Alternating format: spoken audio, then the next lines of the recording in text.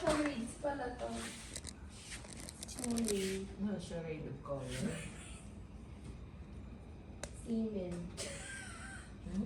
Adult charades. Ayan. Diyos ko, mga titi. Ito may mga questions. Okay, Teo, be careful. Diyos ko! Oh, ito, mama, relationship question ng cards. At nandito kayo nilalim sa council ko kayo.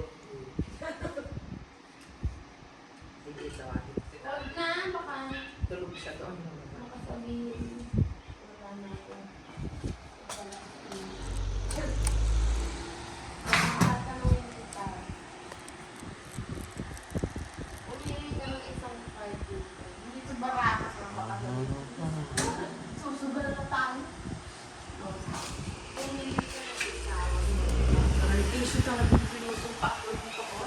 Curse! Mama, dali That's so na. cold, Mamili curse. ka ng isa. Mamili ka ng isang kulay. Anong kulay?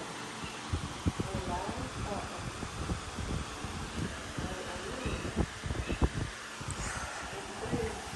Isa lang? Oo, kasi white na lang. Yellow. Kaya kay Rose! Dito tayo. Ang question when was the last time your relationship pushed you outside your comfort zone?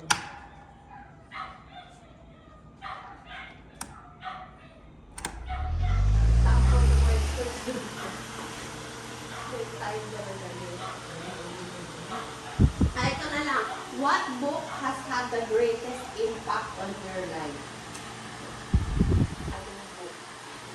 Ang tingin mo, ang nagbigay ng buong beses na impact sa buhay mo. Minsan nakakamay mo. Minsan yung Bible. Okay, explain mo why the Bible. Kasi, especially during my college, no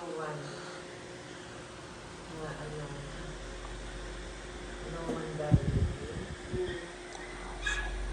So, ako, what I did, talagang kumapit ako kayo noon, lahat ako nagbabasa, tapos doon sa UBC, merong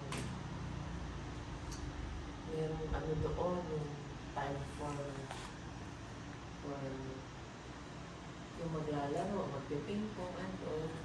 So doon lang ako pag may free time ako. Tapos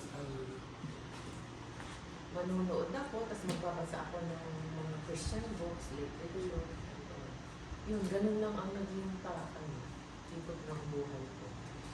Na siyempre, dito sa pagkain ko, dito, pag-ibig. So, I never thought na makakarating ako sa ganito estado.